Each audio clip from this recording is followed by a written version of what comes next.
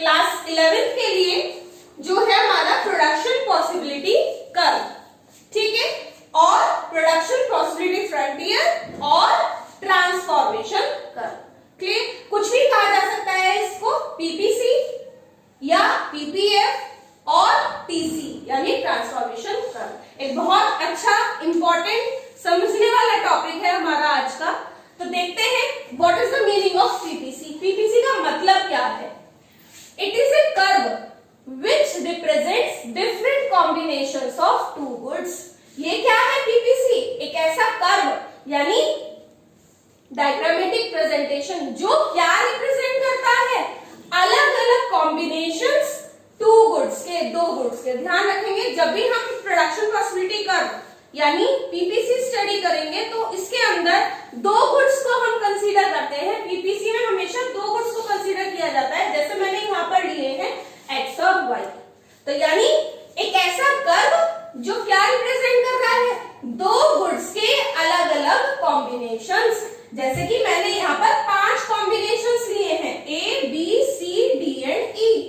अलग अलग कॉम्बिनेशन में क्वांटिटीज ली हैं कि पहला कॉम्बिनेशन 0 100 का है, देन 10 90 20 70 30 40 एंड 40 0। तो पीपीसी क्या है? एक ऐसा कर्व जो क्या रिप्रेजेंट कर रहा है? दो गुड्स के अलग अलग कॉम्बिनेशन। जैसे कि यहाँ पर हमने 5 कॉम्बिनेशंस लिए हैं। That a producer can produce, जो एक प्रोड्यूसर यानी मैन्युफैक्चरर प्रोड्यूस कर सकता है with his given resources। ठीक है, तो पीपीसी का क्या मतलब हुआ कि एक ऐसी लाइन जो क्या रिप्रेजेंट कर रही है कि एक प्रोड्यूसर अपने फिक्स्ड रिसोर्सेज का इस्तेमाल करके, ये चीज ध्यान रखनी है, ये वर्ड ध्यान देने वाला है इसमें, फिक्स्ड या गिवन रिसोर्सेज। एक बात ध्यान रखेंगे, जब भी हम पीपीसी को डिफाइन कर रहे हैं तो हमारे रिसोर्सेज क्या है? फिक्स्ड है। गिवन रिसोर्सेज यानी अगर सपोज मैं लैंड की बात कर रही हूँ, जमीन की बात कर रही हूँ, तो वो मेरे पास फिक्स्ड है। अगर इतना जमीन का टुकड़ा है तो वो इतना ही है। लेबर की बात कर रही हूँ तो अगर मेरे पास 10 वर्कर्स हैं तो वो 10 ही है। कैपिटल पैसे की अगर बात की जा रही है तो सपोज मेरे पास 5 लाख रुपए हैं तो वो 5 लाख ही है। तो यानी जब भी हम पीपीसी की बात कर रहे हैं तो रिसोर्सेज क्या है? फिक्स्ड। जो ये हमारी डेफिनेशन है किस पे बेस्ड है? फिक्स्ड रिसोर्सेज के पे बेस्ड है। यानी मेरे पास रिसोर्सेज क्या है? फिक्स्ड, तो वो इतने ही है। तो अपने फिक्स्ड रिसोर्सेज का इस्तेमाल करके एक प्रोड्यूसर कितना प्रोडक्शन कर सकता है? दो गुड्स का अलग अलग कॉम्बिनेशंस में, वो ये लाइन रिप्रेजेंट करती है। तो पीपीसी क्या है? एक ऐसी लाइन, एक ऐसा कर्व जो क्या रिप्रेजेंट कर रहा है? दो गुड्स के अलग अलग कॉम्बिनेशंस जो एक प्रोड्यूसर प्रोड्यूस कर सकता है अपने गिवन रिसोर्सेज की मदद से। ठीक है, हमारी अजम्पशन क्या है कि रिसोर्सेज क्या है? फिक्स्ड है। ठीक है, तो यही हमारी अजम्पशंस है पीपीसी में कि there is no change in resources और टेक्नोलॉजी, कि रिसोर्सेज और टेक्नोलॉजी में कोई चेंज नहीं किया जाए कि भाई एक प्रोड्यूसर इतना प्रोडक्शन कर सकता है अलग अलग क्वांटिटीज में। ठीक है, ये बात कब होगी? जब रिसोर्सेज क्या हो? फिक्स्ड हो। And there is also no change in technology, और टेक्नोलॉजी में भी कोई चेंज ना किया जाए। दूसरा, resources are fully and efficiently utilised. ठीक है, एक मैं आपको सिंपल लैंग्वेज में बता दूं कि पीपीसी क्या है? ये मैक्सिमम एक्सटेंट रिप्रेजेंट करता है। ठीक है, ये जो हमने लाइन ड्रॉ कर दी, ये क्या रिप्रेजेंट कर रही है? प्रोड्यूसर की मैक्सिमम एक्सटेंट, कि मैक्सिमम एक प्रोड्यूसर कितना प्रोडक्शन कर सकता है अपने फिक्स्ड रिसोर्सेज की मदद से, कि जो उसके पास ये फिक्स्ड अवेलेबल रिसोर्सेज हैं, इन फिक्स्ड अवेलेबल रिसोर्सेज से ये मैक्सिमम प्रोडक्शन है कि वो इससे ज्यादा प्रोडक्शन नहीं कर सकता। ठीक है, अगर वो अपने रिसोर्सेज को फुल्ली और एफिशिएंटली यूटिलाइज करता है तो उसका प्रोडक्शन ये होगा इस लाइन के ऊपर। ठीक है, ध्यान रखेंगे इस पॉइंट को। ये शॉर्ट के लिए भी है, शॉर्ट डिस्टेंस के लिए भी और लॉन्ग में भी आ सकता है कि अगर रिसोर्सेज को फुल्ली और एफिशिएंटली, यानी जितनी कैपेबिलिटी है, मेरे पास 10 वर्कर है तो 10 वर्कर की फुल कैपेसिटी से, ठीक है, फुल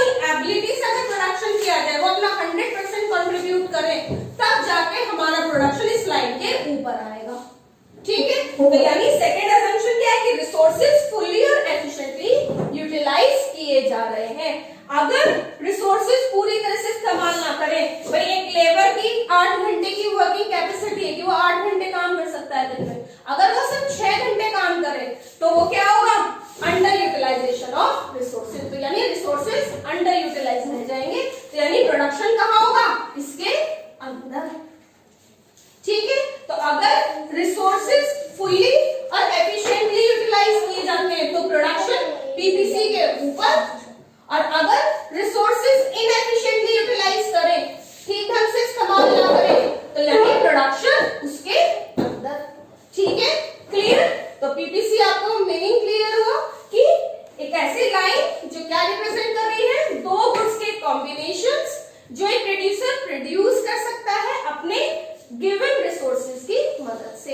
अगर रिसोर्सेज को पूरी तरह से उनकी फुल कैपेसिटी से इस्तेमाल करता है तो प्रोडक्शन इसके ऊपर होगा, और अगर इनएफिशिएंट यूटिलाइजेशन, वो रिसोर्सेज को ठीक ढंग से इस्तेमाल नहीं करता, कुछ रिसोर्सेज अनयूटिलाइज्ड रह जाते हैं, तो प्रोडक्शन इसके अंदर होगा। क्लियर। नेक्स्ट देखते हैं, इसमें नेक्स्ट टॉपिक है हमारा कैरेक्टरिस्टिक्स और प्रॉपर्टीज ऑफ पीपीसी। अब पीपीसी की कैरेक्टरिस्टिक्स क्या है या प्रॉपर्टीज क्या है, तो पीपीसी में हमारे सामने दो प्रॉपर्टीज हैं। पहली, PPC slopes downward from left to right. अगर हम पीपीसी की बात करें तो ये क्या है, स्लोपिंग डाउनवर्ड है। पीपीसी क्या करता है, स्लोप डाउनवर्ड है लेफ्ट साइड से राइट साइड की तरफ। जैसे हमने ये पीपीसी सपोज ड्रॉ कर रहे हैं, तो यहां से ऐसे ये ड्रॉ हुआ पीपीसी, तो यानी स्लोपिंग डाउनवर्ड, नीचे की तरफ स्लोप कर रहा है लेफ्ट डायरेक्शन से राइट डायरेक्शन की तरफ। क्लियर। ऐसा क्यों होता है, अब इसका रीजन हमें पता होना चाहिए कि why PPC sloping downward. PPC sloping downward क्यों है, बिकॉज क्या रीजन है, वापस वहीं पर आ जाइए, टू इंक्रीज। जैसे हमने कहा था कि रिसोर्सेज फिक्स्ड है, there is no change in resources, तो अगर वो एक का प्रोडक्शन बढ़ाना चाहता है, जैसे कि यहाँ गुड एक्स के केस में है, पहले एक भी यूनिट नहीं बना रहा था, फिर वो 10 यूनिट्स बना रहा है, 20 बना रहा है, फिर 30, फिर 40, तो यानी एक का प्रोडक्शन अगर वो बढ़ा रहा है तो उस प्रोडक्शन को बढ़ाने के लिए उसे दूसरा क्या करना पड़ रहा है, सेक्रीफाइस करना पड़ रहा है। 900 था, 100 से 90 आया, फिर 70, फिर 40 एंड देन 0। तो इसी वजह से पीपीसी क्या है, स्लोपिंग डाउनवर्ड है, इधर से इधर की तरफ स्लोप कर रहा है, क्योंकि एक का प्रोडक्शन बढ़ाने के लिए प्रोड्यूसर को दूसरे का प्रोडक्शन क्या करना पड़ता है, रिड्यूस करना पड़ता है। और ऐसा क्यों हो रहा है कि एक का प्रोडक्शन बढ़ाने के लिए दूसरा घट रहा है, क्योंकि उसके रिसोर्सेज क्या हैं, फिक्स्ड। भाई उसके पास 10 ही आदमी है, 10 ही वर्कर्स हैं। अब अगर वो एक गुड को बनाने में ज्यादा लेबर की इस्तेमाल करता है तो दूसरे में तो कम करने पड़ेंगे ना, क्योंकि 10 ही आदमी है, 11 नहीं है, तो एक का अगर प्रोडक्शन बढ़ाना है तो दूसरे से लेबर को हटाना पड़ेगा ना, तो यानी एक का प्रोडक्शन बढ़ाने के लिए दूसरा क्या हो गया, घट गया। और ऐसा क्यों हुआ, क्योंकि रिसोर्सेज क्या है, फिक्स्ड है, इसी वजह से हमारी शेप क्या आई, डाउनवर्ड स्लोप। ठीक है, कि एक साइड से दूसरी side. Second property, PPC is concave to the origin. PPC की शेप क्या होती है, कॉनकेव शेप। कॉनकेव, ये शेप कॉनकेव कहलाती है। ठीक है, अगर फिर से देख लीजिए, इस तरह से अगर हम किसी कर्व को बनाते हैं तो वो कॉनकेव शेप है, तो पीपीसी की शेप क्या है, कॉनकेव। और जब भी कॉनकेव आएगा तो आपको एक रीजन लिखना है कॉनकेव शेप का, इंक्रीजिंग एमओसी। कॉनकेव का क्या रीजन होता है, why is PPC concave. Concave क्यों है शेप पीपीसी की, due to increasing marginal opportunity cost. MOC का मतलब क्या होता है, मार्जिनल अपॉर्चुनिटी कॉस्ट। अब इसका क्या मतलब हुआ, ये तो एक नंबर के लिए आपने लिख दिया कि भाई कॉनकेव शेप क्यों है, इंक्रीजिंग एमओसी की वजह से। अब इसका मतलब क्या हुआ, इंक्रीजिंग एमओसी, फिर से वहीं पर आ जाइए।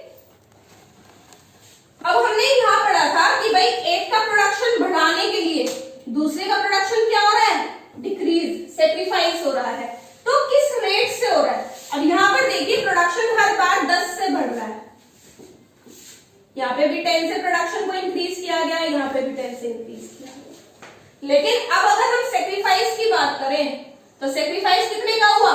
पहले तो 10 का ही हुआ, उसके बाद 20, उसके बाद 30 और उसके बाद सेक्रीफाइस हुआ 40 का। ठीक है, तो इंक्रीजिंग एमओसी का क्या मतलब हुआ कि for every additional unit of one good, कि जैसे जैसे एक गुड की यूनिट्स को इंक्रीज किया जा रहा है, इक्वल इंक्रीज हो रहा है 10 से, लेकिन जब सेक्रीफाइस की बात आई तो पहले तो 10 से हुआ, फिर 20, फिर 30, फिर 40, यानी हर बार ज्यादा से ज्यादा सेक्रीफाइस करना पड़ता है। ठीक है, for every additional unit of one good the producer has to sacrifice more and more. पहले उसे 10 को गेन करने के लिए 10 सेक्रीफाइस करना पड़ा, लेकिन अगले 10 के लिए उसे 20 का सेक्रीफाइस करना पड़ा और अगले 10 के लिए 30 का। तो इसलिए कि हर एडिशनल यूनिट को जो बढ़ा रहा है एक गुड, उसके लिए वो ज्यादा से ज्यादा सेक्रीफाइस कर रहा है, वैल्यू इंक्रीज हो रही है सेक्रीफाइसिंग की, इसलिए हमने यहाँ पर बात कही इंक्रीजिंग एमओसी। ठीक है, इंक्रीजिंग एमओसी का मतलब क्या हुआ कि for every additional unit of one the producer has to sacrifice more and more of the other. ठीक है, नेक्स्ट एक और क्वेश्चन इससे आता है रिलेटेड, कि जैसा प्रॉपर्टीज में हमने कहा कि पीपीसी की शेप क्या है, कॉनकेव शेप है। इसी पे एग्जाम्स में कई बार हमारे से पूछ लिया जाता है कि कैन पीपीसी भी कॉन्वेक्स, क्या पीपीसी कभी कॉन्वेक्स हो सकता है? तो आप इसमें नो आंसर नहीं लिखेंगे, आप इसका आंसर क्या लिखेंगे? Yes, PPC can be convex. एक रेयर सिचुएशन में पीपीसी कॉन्वेक्स भी हो सकता है। कॉन्वेक्स शेप कैसे होगी? इस तरह से, ये कॉन्वेक्स शेप हो गई। ठीक है, ये कॉनकेव के ऊपर और यहां क्या हो गई? Convex shape. और ऐसा कब होगा? व्हेन एमओसी इज डिक्रीजिंग, जब हमारी एमओसी की वैल्यू क्या हो जाए? डिक्रीज हो जाए। ठीक है भाई, कॉनकेव का रीजन इंक्रीजिंग एमओसी, तो कॉन्वेक्स का रीजन क्या हो जाएगा? Decreasing MOC. कैसे होगा ये? देखो, अगर एक की वैल्यू सपोज मैं 0, 10, 20, 30 और 40 लिख दूं और दूसरे की वैल्यूज, पहले तो मैंने जो सेक्रीफाइस किया था यहां, आप जब वैल्यूज लिखेंगे तो ध्यान रखेंगे पहले 10 से सेक्रीफाइस करेंगे, फिर 20, फिर 30, फिर 40। लेकिन अगर सपोज मुझे डिक्रीजिंग एमओसी रिप्रेजेंट करना है तो वैल्यूज कैसे लिखेंगे? भाई यहां तो 100 लिख लेंगे, फिर 40 से सेक्रीफाइस यानी 60, 30 से सेक्रीफाइस यानी 30, 20 से सेक्रीफाइस करोगे तो 10 आ जाएगा, फिर ये 0। तो ये डिक्रीजिंग एमओसी हो गया कि कॉन्वेक्स शेप रेयर सिचुएशन में हो सकती है, पॉसिबल है, जब एमओसी क्या हो जाए? डिक्रीजिंग हो जाए। इसी तरह से एक और क्वेश्चन पूछा जा सकता है आपसे 1 मार्क्स में, can PPC be a straight line? क्या पीपीसी एक स्ट्रेट लाइन भी हो सकती है इस तरह से? तो यस, ये भी हम यस कहेंगे, क्योंकि जब हमने कॉन्वेक्स को यस बोल दिया तो स्ट्रेट लाइन को भी यस बोलना पड़ेगा। तो कब होगा ऐसा? When MOC is constant. जब एमओसी क्या होगा? कांस्टेंट, यानी एक कांस्टेंट रेट से हम वैल्यू को क्या कर रहे होंगे? सेक्रीफाइस कर रहे होंगे। जैसे कि सपोज अगर मैं यहां क्या लिख दूं वैल्यूज को हटा के 80, 60, 40 और 20, यहाँ पे सेक्रीफाइसिंग रेशियो क्या हो गया? कांस्टेंट। 20-20 से ही सेक्रीफाइस हो रहा है, तो वो कांस्टेंट एमओसी यानी पीपीसी एक स्ट्रेट लाइन हो सकता है। ठीक है, इतना समझ में आया? नेक्स्ट एक आगे चलते हैं।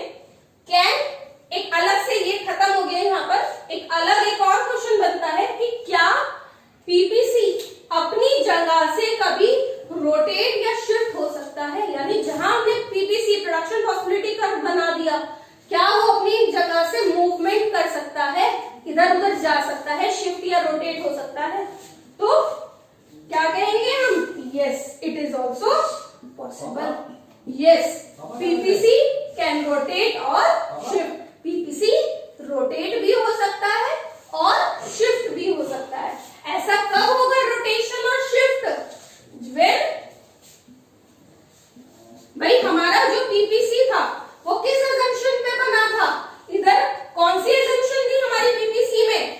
रिसोर्सेज और टेक्नोलॉजी में कोई चेंज नहीं है, कि ना तो रिसोर्सेज में कोई बदलाव आएगा ना टेक्नोलॉजी, ठीक है।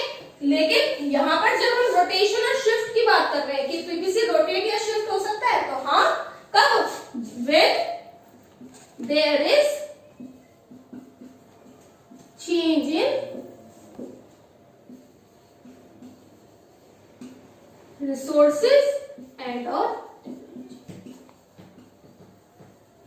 अगर हम अपनी वही assumption बदल दें कि भाई रिसोर्सेज और टेक्नोलॉजी में चेंज हो जाए, तो पीपीसी अपनी जगह से क्या हो जाएगा? शिफ्ट हो जाएगा, फिसल जाएगा। क्लियर? ठीक है, इस बात को ध्यान रखना है कि rotation shift when there is change in resources और टेक्नोलॉजी। अगर रिसोर्सेज बदल जाए कि भाई 10 लेबर की जगह मेरे पास 12 हो जाए, तो प्रोडक्शन बढ़ जाएगा ना, यानी पीपीसी क्या हो गया? शिफ्ट हो गया। ठीक है, इसी पे कुछ वैल्यू बेस्ड क्वेश्चंस आ जाते हैं हमारे एग्जाम्स में कि किन सिचुएशंस में पीपीसी राइटवर्ड शिफ्ट होगा। राइटवर्ड शिफ्ट किस तरह से होगा?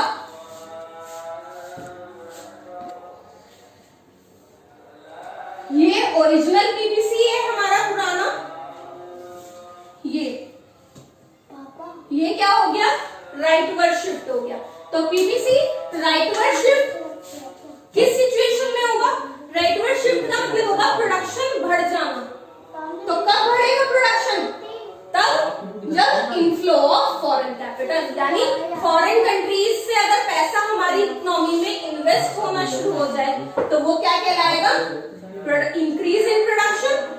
तो पीपीसी क्या होगा? एक प्रोडक्शन इंक्रीज होते ही राइटवर्ड शिफ्ट हो जाएगा।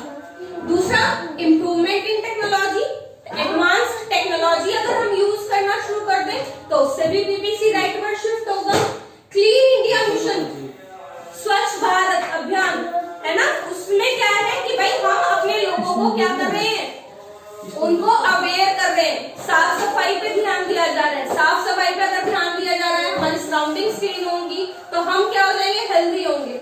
हेल्दी होंगे तो अपने वर्क से एब्सेंट नहीं होंगे, रेगुलर काम पे जा पाएंगे, हमारी प्रोडक्टिविटी इंक्रीज होगी। प्रोडक्टिविटी इंक्रीज होगी तो प्रोडक्शन बढ़ेगा, यानी PPC rightward shift. Skill India mission यानी एजुकेशन फॉर ऑल, अगर हम नॉलेज, स्किल्स, ट्रेनिंग, एजुकेटेड अगर हमारा वर्कफोर्स होगा, तो वो प्रोडक्शन कैपेबिलिटी इंक्रीज होगी, तो यानी पीपीसी राइटवर्ड शिफ्ट। ठीक है, अब लेफ्टवर्ड शिफ्ट किन सिचुएशंस में होगा? लेफ्टवर्ड शिफ्ट का मतलब क्या हो गया कि ओरिजिनल पीपीसी यहां था, इधर शिफ्ट होना, ये क्या है? Leftward shift. PPC leftward shift कब होगा? When there is outflow of capital. अगर हमारे देश से पैसा बाहर चला जाए, कंट्री में पैसा इन्वेस्ट ना होकर बाहर फॉरेन कंपनीज में अगर हम इन्वेस्टमेंट करना शुरू कर दें, तो यानी कैश कम हो जाएगा, तो प्रोडक्शन कम होगा। प्रोडक्शन कम होगा तो पीपीसी लेफ्टवर्ड शिफ्ट। ठीक है, आउटडेटेड टेक्नोलॉजी हम इस्तेमाल करें कि भाई पुरानी टेक्नोलॉजी यूज कर रहे हैं तो कम प्रोडक्शन कर पाएंगे, तो यानी पीपीसी लेफ्टवर्ड शिफ्ट। और ये इंपॉर्टेंट पॉइंट है, destruction due to floods, earthquake आ जाए, कहीं पे फ्लड्स आ जाए, तो उससे क्या होगा कि जो प्रेजेंट रिसोर्सेज हैं वो कम हो जाएंगे, तो पीपीसी भी लेफ्टवर्ड शिफ्ट। ठीक है, एक सिचुएशन ऐसी है जहां पर पीपीसी में कोई चेंज नहीं आएगा, जो हमारा ओरिजिनल पीपीसी है वो वही रहता है। ये कब है? अनएम्प्लॉयमेंट। अगर किसी इकोनॉमी में अनएम्प्लॉयमेंट की सिचुएशन है, तो उसका क्या मतलब हुआ कि जो हमारे रिसोर्सेज हैं उन्हें हम प्रॉपर्ली इस्तेमाल नहीं कर पा रहे हैं। जो अवेलेबिलिटी ऑफ रिसोर्सेज है, भाई जो लोग काम करना चाह रहे हैं हम उन्हें काम नहीं दे पा रहे हैं। अगर हम काम नहीं दे पा रहे हैं तो इसका मतलब क्या हुआ कि हम अपने रिसोर्सेज को अंडर यूटिलाइज, ठीक से एफिशिएंटली यूटिलाइज नहीं कर पा रहे हैं, तो इसका मतलब हमारा प्रोडक्शन पीपीसी के अंदर है। तो इस सिचुएशन में पीपीसी शिफ्ट नहीं होगा, जो वो जहां है वो वहीं पर रहता है। ठीक है, सिर्फ हमारा प्रोडक्शन पीपीसी के अंदर है, यानी रिसोर्सेज आर इनएफिशिएंटली यूटिलाइज्ड। ठीक है, क्लियर? होप आपको आज की वीडियो में ये टॉपिक क्लियर हुआ होगा। ठीक है, फिर मिलेंगे अपनी नेक्स्ट वीडियो के साथ और एक नए टॉपिक के साथ। ठीक है, थैंक यू।